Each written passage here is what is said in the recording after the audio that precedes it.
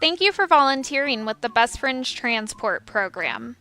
Transport programs provide relief for overcrowded shelters by removing healthy adoptable animals and delivering them to eager communities filled with prospective adopters.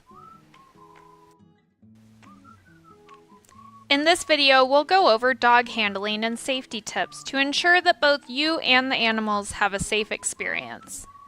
During your volunteer shift, if you have questions or concerns, please ask the Best Friends staff person or the volunteer lead on site. Before we get started, let's go over some requirements to volunteer. All volunteers need to be signed up in advance for each transport shift. All volunteers must be at least 18 years of age, and volunteer transport drivers must be at least 21 years of age.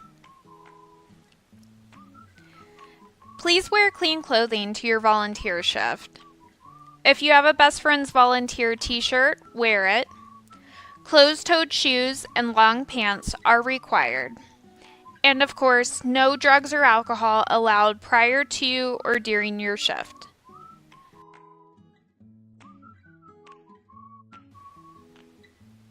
At the beginning of your volunteer shift, a Best Friends transport coordinator or a previously identified skilled dog handler will be responsible for removing dogs from their crates. They will then be handed off to a volunteer to walk. This will increase time efficiency and safety for both the volunteers and the animals. Dogs must be leashed at all times. If it's a small dog or puppy that needs to be carried, they should still be leashed with your wrist placed in the loop.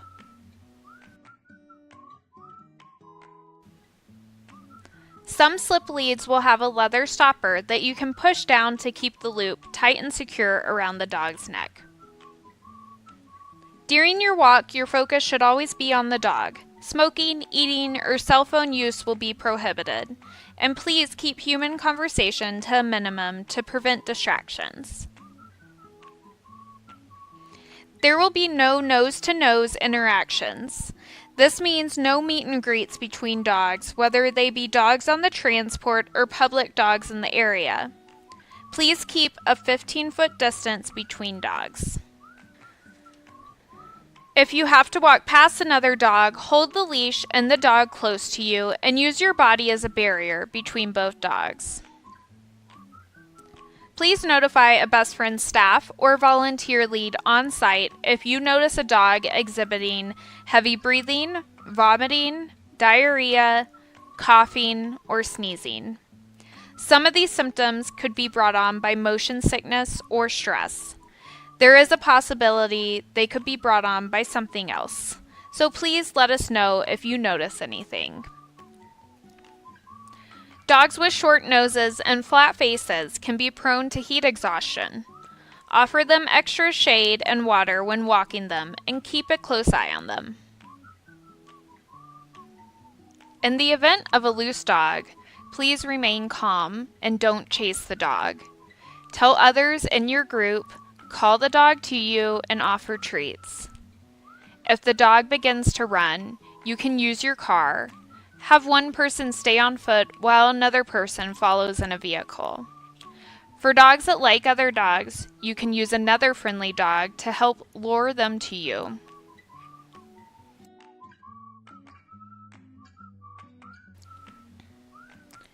Dogs communicate with us through their body language.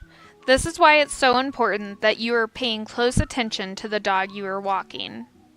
If a dog is showing signs of being nervous or scared while on a walk, hold the leash closer to you and avoid contact with things that might be scaring the dog, like people, other dogs, or loud noises.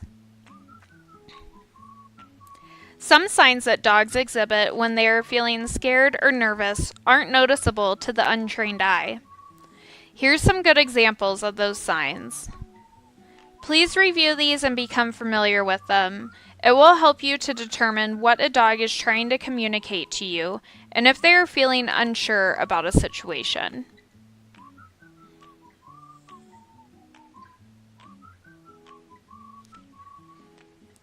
So remember, Be aware of what the dog is telling you.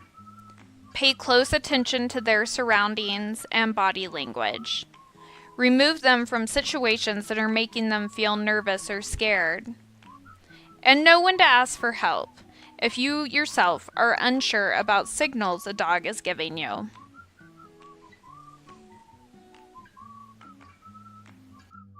After your walk, please do not attempt to place dogs back in their crates. A best friend staff member or an identified skilled dog handler will be responsible for doing so. Please wait near the van with plenty of space, at least 15 feet, between you, other dogs, and the van door.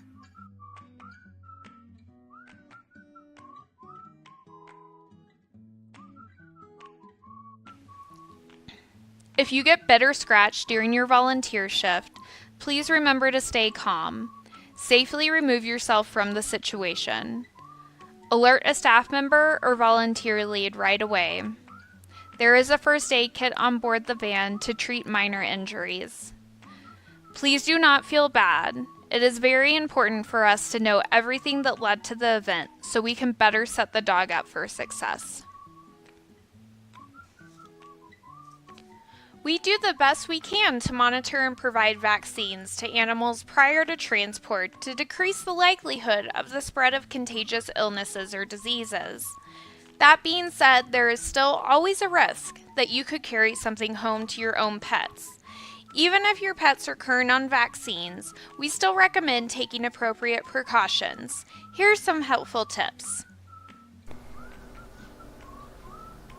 We suggest waiting 15 minutes after your volunteer shift before interacting with other animals. We also suggest washing your hands, and an extra precaution you can take is changing your clothing and shoes before entering your home.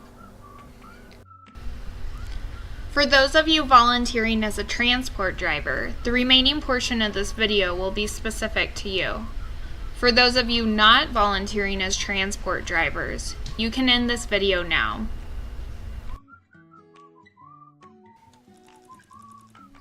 For our volunteer transport drivers, here's some safety guidelines to be aware of. Wear your seatbelt at all times. Keep 2 hands on the wheel. Obey traffic laws. Remember, transport vehicles are larger than normal cars, and they're also very top-heavy. If you experience driver fatigue, find a safe place to pull over and switch drivers. All transport vehicles will be equipped with an emergency contact list. Please review that and be aware of the location that it is kept. This list will include contact information for Best Friends staff, receiving organizations, emergency vets, and auto mechanics along the route. That's it for the Best Friends Transport video.